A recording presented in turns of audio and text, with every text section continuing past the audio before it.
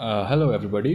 मैं आज आपको CUET एग्ज़ाम के बारे में कुछ बातें बताने वाला हूँ। अगर आप क्लास 12th के बच्चे हो, अगर आप कॉमर्स में हो, साइंस में हो, आर्ट्स में हो, IT में हो, रिटेल में हो, जिस भी स्ट्रीम में हो, आज मैं आपको CUET के बारे में कुछ ज्ञान दूंगा। CUET के बारे में बताऊंगा कि क्यों CUET आपके लिए बेस्ट एग्ज़ाम हो सकता है।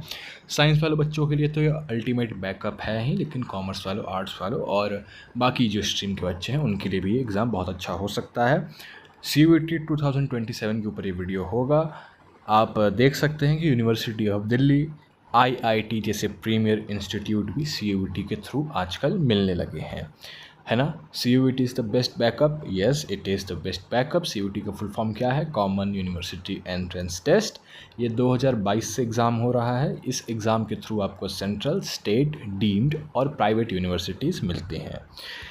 दोस्तों, आप स्क्रीन पे देख सकते हो, ये हमारे देश के विभिन्न सेंट्रल यूनिवर्सिटीज़ हैं।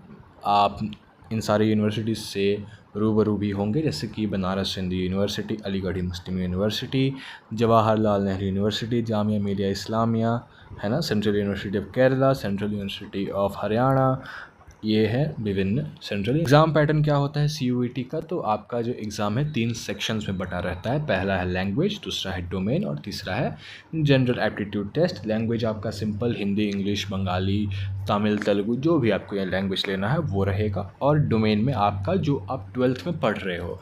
साइंस वाले बच्चे हैं तो PCB, PCM पढ़ रहे होंगे, है ना। कॉमर्स वाले हैं तो accountancy, business studies, maths, entrepreneurship. और आर्ट्स वाले हैं तो आपका ह्यूमैनिटीज़ के जो सब्जेक्ट आते हैं, history, geography, economics, sociology, psychology, philosophy, तो वो आपका डोमेन में आ जाता है। और जो GAT है वो सिंपली जनरल एप्टीट्यूड टेस्ट है। आप यहाँ पे देख सकते हैं कि GAT में बेसिक मैथ्स, क्लास 10 तक का जो मैथ्स रहता है, हाइट्स एंड डिस्टेंस, ट्रिग्नोमेट्रिक के बहुत ही सिंपल क्वेश्चंस आते हैं।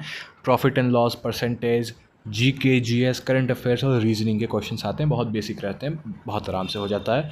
डोमेन में आपका जो 12th बोर्ड्स का सिलेबस है बस वो आता है। और इंग्लिश जो है, इंग्लिश बहुत ही आसान आती है। जनरल इंग्लिश आती है, जनरल ग्रामर, जनरल वोकेबलरी, यही प्रोवर्ब्स, आइडियम्स, यही सब आपको पढ़ने होते हैं। ज़्यादा मुश्किल नहीं है एग्ज़ाम। डिफ़िकल्टी इस एग्ज़ाम का बहुत आसान है। आपको अगर मेरे बात पे भरोसा नहीं हो रहा तो आप एक बार इस एग्ज़ाम का प्रीवियस ईयर क्वेश्चन पेपर उठा के देख सकते हो। अगर आप मैं झूठा लग रहा हूँ तो आप खुद देखना और आप खुद डिसाइड करना कि एग्ज़ाम बहुत ही ज़्यादा आसान आपको मिलेगा। मैं क्यों कह रहा हूँ? क्योंकि मैंने ये एग्ज़ाम खुद 2 बार दिया है and trust me guys, exam बहुत ज़्यादा आसान था। मैंने बस 2-3 महीनों की प्रिपरेशन में एग्ज़ाम दिया था। प्रोज़ क्या है इस एग्ज़ाम के? Easiest way to a government institute. आपको इसमें JEE नीट की तरह धक्का मुक्की नहीं मिलेगी। 22 लाख, 20 लाख बच्चे आपको नहीं मिलेंगे। इसमें जो कंपटीशन है आपके स्ट्रीम के हिसाब से बटी रहती है। साइंस वाले बच्चे कुल मिला के 7-8 लाख रहते हैं यहाँ पे, और बाकी जो 7-8 लाख रहते हैं वो आर्ट्स और कॉमर्स वाले बच्चे रहते हैं, है ना। इस एग्ज़ाम का कट ऑफ जो है वो बहुत ही लो रहता है ना, क्योंकि यहाँ पे डिफरेंट यूनिवर्सिटीज़ हैं और इस एग्ज़ाम में एक सिंगल काउंसलिंग नहीं होती है। इस एग्ज़ाम में डिफरेंट कॉलेजेस अपने डिफरेंट काउंसलिंग सेशन कराते हैं और कंपटीशन तो कम है ही। कॉन्स क्या है? कॉन एक ही है कि यहाँ पे एक सिंगुलर काउंसलिंग नहीं है। जितने भी कॉलेजेस हैं, जितनी भी यूनिवर्सिटीज़ हैं, सब अपना अपना काउंसलिंग सेशन कंडक्ट कराती हैं, तो आपको हर किसी में साइन इन या साइन अप करना पड़ता है।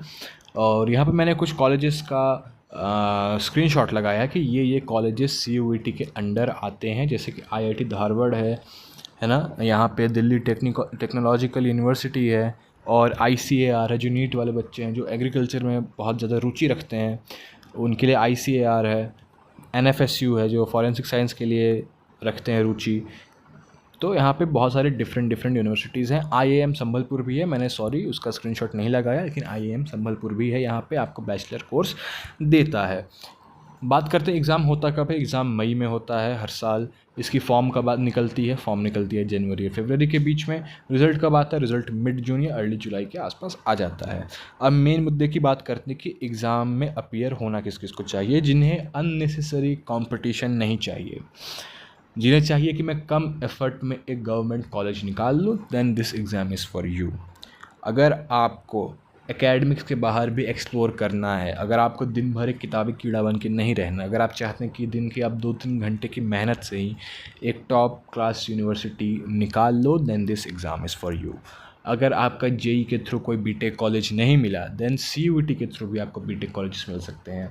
अगर आपका नीट के थ्रू मेडिकल में करियर नहीं बना तो यहाँ पे बहुत सारे बीएससी के कोर्सेज हैं जिससे नीट वाले बच्चे भी आ सकते हैं। बीबीए एमबीए के भी इंटीग्रेटेड कोर्सेज सीयूईटी में आपको मिलते हैं। आर्ट्स के भी बहुत अच्छे अच्छे कोर्सेज है, मतलब आर्ट्स वालों की तो एग्ज़ाम टॉप 1 प्रायोरिटी होना चाहिए। साइंस वालों के लिए तो भले ही बैकअप हो, कॉमर्स वालों के लिए भले ही बैकअप हो जो सीए की तैयारी कर रहे हैं, लेकिन जो आर्ट्स वाले बच्चे हैं, ह्यूमैनिटीज़ वाले मेरे जो भाई बहन हैं, उनके लिए एग्ज़ाम टॉप 1 प्रायोरिटी होनी चाहिए। अगर आपके लिए एग्ज़ाम प्रायोरिटी नहीं है देन सॉरी किड्स, आप पता नहीं क्या कर रहे हो। बट सीयूईटी की प्रिपरेशन ज़रूर करनी चाहिए यार। देखो इन माय ओपिनियन एग्ज़ाम बहुत आसान रहता है। अगर तुम्हें इस एग्ज़ाम की सच में डिफ़िकल्टी लेवल देखनी है तो मैं नेक्स्ट वीडियो इसकी डिफ़िकल्टी पे ही बनाऊंगा, एनालिसिस करूंगा डिफरेंट ईयर्स के क्वेश्चन पेपर का। देखो क्योंकि मैं खुद साइंस का बच्चा था तो मैं अपने सब्जेक्ट का डिफ़िकल्टी निकालूंगा, और अगर मुझे आर्ट्स वाले या कॉमर्स वाले बच्चे मिल गए तो उनसे भी कोलैब करके एक डिफ़िकल्टी पे वीडियो बनाना चाहता हूँ, ताकि आप सबको एक आईना दिख सके इस एग्ज़ाम का कि एग्ज़ाम कितना ईजी रहता है। ठीक है दोस्तों, तो अगले वीडियो में मिलते हैं। तब तक के लिए अपना ख्याल रखें और स्टडी वेल।